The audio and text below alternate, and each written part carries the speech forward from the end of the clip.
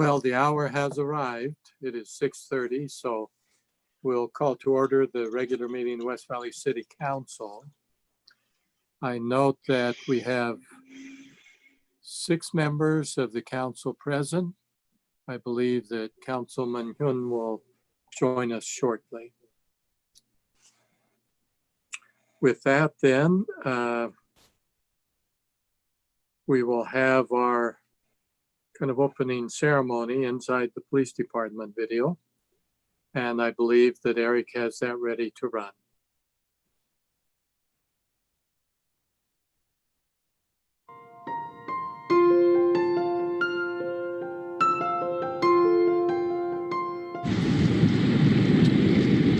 Emergencies, by their very nature, are intense. But when the West Valley City Police Department responds to a call, talking to himself, these officers have been specifically trained to help cool down even the most heated situations. You better back off. Okay, I'll take a step back. Over the course of the last 5 years, West Valley City police officers and across our agency have received over approximately 3,000 hours of de-escalation training in various forms. De-escalation is at the forefront of all of our training program. De-escalation techniques aren't just trained, they're practiced. Officers are repeatedly put to the test. One of the most beneficial programs that we have afforded to us is the use of the Virtua simulator through the Utah Attorney General's office. The Utah Attorney General's office allows for any agency, all agencies in the state of Utah, to participate at no cost through the use of their state-of-the-art technology, the Virtua simulator. You better stay there. In this Virtua simulation, Officer Sky Keat has been called to an emergency where a man holding a baby is threatening to drop the child from a bridge. Okay. I'll drop her, I swear to Christ. All right, let's not do that. I'm going to take a step back, okay? I'm Sky. What is your name? As part of the scenario, Officer Keat must practice de-escalating not only the suspect, but also another officer who shows up on scene and whose actions may escalate the situation. Put the baby down. Put the baby down. I got this. Holster, back up. Right now. You come near me, I'll you up the bridge. Real 39, back up. 100 yards. I got this. Get back. Back it off. You got this. That's right. You better back off. You better Sir. the way out. I don't want to see you at all. Okay. Sir, he's gone. Talk with me, okay? Let's get that baby taken care of, okay? She's crying. Maybe she's upset. Maybe she's hungry. The Virtua simulator is intuitive. As an officer responds to the scenario, the simulated suspect reacts accordingly.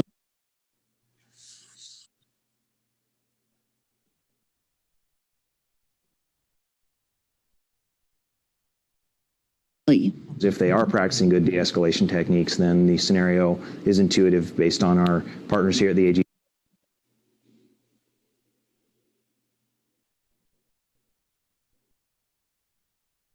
Office being able to lower the blood pressure, so to speak, of the subjects that are involved in those cases, and we look for a successful, peaceful resolution to those scenarios. Officers get instant feedback from the training system, as well as critical follow-up to let them know what they're doing right and to help them improve.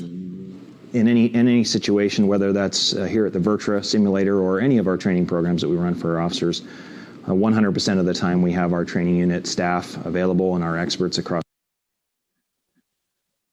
our agency available to provide debriefs and coach our staff as they move through these scenarios, to provide them with information to best practices and how best to overcome and reach a peaceful resolution. Peaceful resolution. It's the aim of every encounter West Valley City Police Department officers have with the public. Leave no stone unturned in terms of our training programs, and we are constantly seeking best practices across our industry, not only locally but nationally. What can I do to help you?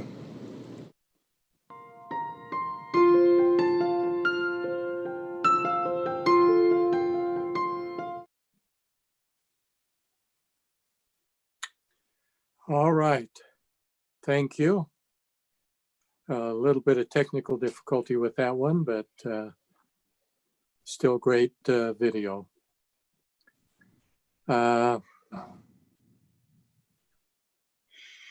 Next, we have the approval of our minutes. of July 14th. A motion on the minutes.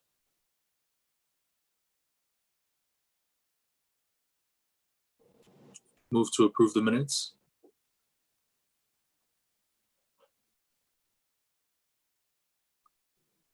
Second. Okay, seeing no Second. comments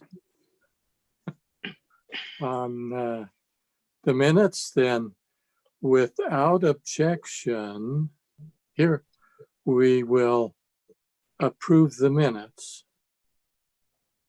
Hearing no objection, the minutes are approved unanimously. Next, we go to our comment period. Nicole, do we have some people lined up there to speak to us? We do have one member, Jim Visak. Jim, you're good to go.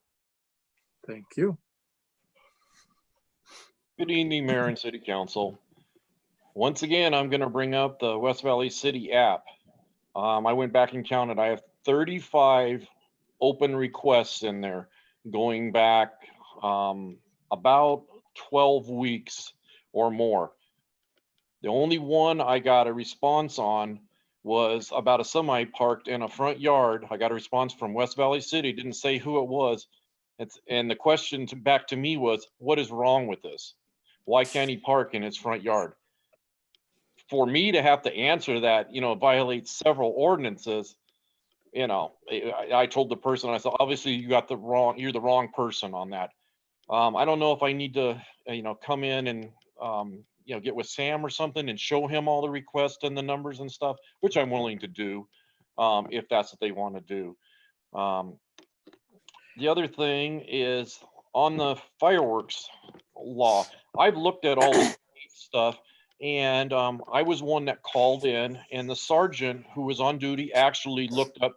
There are no state things that supersede anything that the city would want to do with, especially to minors, lighting them off. There are no state regulations to that. I had video of minors with lighters actually light them off, and he was not able to find stuff. And I don't want to embarrass the sergeant. If the chief wants to know, I'll let her know. But he did his due diligence. I would just been on the site and stuff. So it's something we need to look into. More education. I didn't want citing, I want education. But he was concerned as a police officer going there in a uniform. He's a figure of authority, and when he says something, there should be laws or ordinances backing him up. That was the concern, and that was one of the reasons why I brought it up. The next thing goes back to my West Valley's city app, but as it applies to code enforcement. Every one of them were code enforcement things. The code enforcement guy in my area, when I call his number, it's a fast busy signal. So I don't know if he's no longer employed. So what I did is I reached out to the next door one and left him a message. I also reached out to who used to be a supervisor, and I presume he's still a supervisor, Moon, code enforcement employee Moon, and have not heard back about the concern, especially with the semi and a few other obvious things in the neighborhood. Nobody's gotten back to me on that yet. So that's what I had tonight. I'm glad to see everybody safe, and be safe out there. Have a good evening. Thank you. Is that everyone then, Nicole? Yes, sir. Okay, to our city manager, any comments? Nothing tonight, sir. Thank you.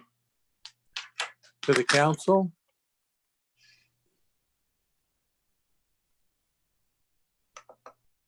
I think I would mention one. I know when Mr. Visak spoke, he made a statement, and I'm sure what he meant when he said there were no state regulations, it was regards to a minor lighting off fireworks. Not that there weren't any regulations at state level on fireworks, as there obviously are quite a number of those. But I must admit, I don't recall ever any issues related to whether minors could light fireworks or not. So And I've seen it in our neighborhood too. Little kids do it. And as long as they're supervised, I don't know how significant that problem is.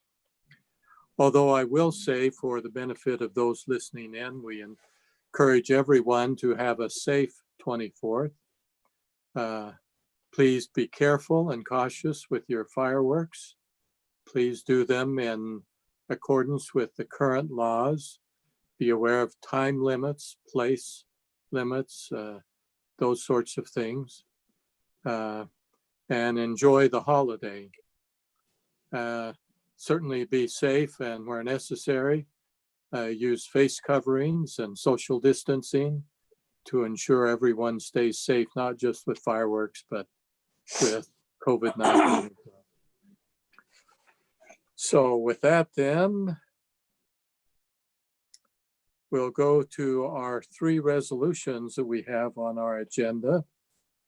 The first one, Resolution 20-106. This authorizes our city to enter into a memorandum of understanding with the Utah Attorney General's office. There are crimes against statewide economic task force. And it's called CASE. They coordinate local law enforcement resources working together on some of these, because sometimes it is difficult for one city to deal with an issue there. And they are such things as organized crime, money laundering, major property and economic related crimes. Sometimes you need to work with other jurisdictions because these cross many jurisdictional boundaries. So this has us participate in that. We'll have an individual working there with that task force.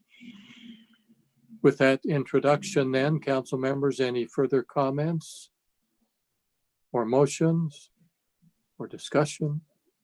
I would move for approval of resolution 20-106. Second. Properly before us, are there any further comments?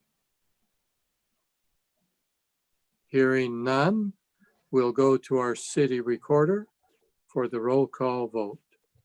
Councilwoman Lang, Yes. Councilman Bueller, Aye. Councilman Hune, Aye. Councilman Christensen, Yes. Councilman Nordfelt, Yes. and Mayor Bigelow. Aye, Yeah. Motion passes unanimously. thank you. Next, we Yes. have resolution 20-107. This is a betterment agreement between the city and UDOT for the burial of power lines on or near 3500 South and 5600 West. As a part of that project, since the work was going on there anyway, we wanted to bury the electrical lines, and so we have an agreement then to do that with UDOT. Let's see. Somehow I accidentally lost that, but let's see what this is. A significant project, over $2 million, $2,030,000. And so that work will and is going on. This agreement will formalize that. So that's the introduction to the project, to the council.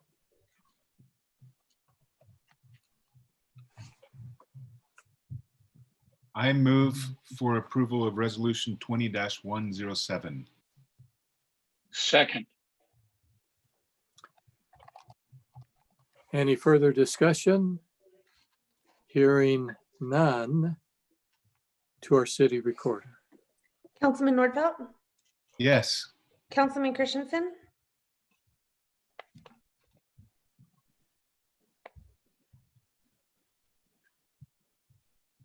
Councilman Christensen,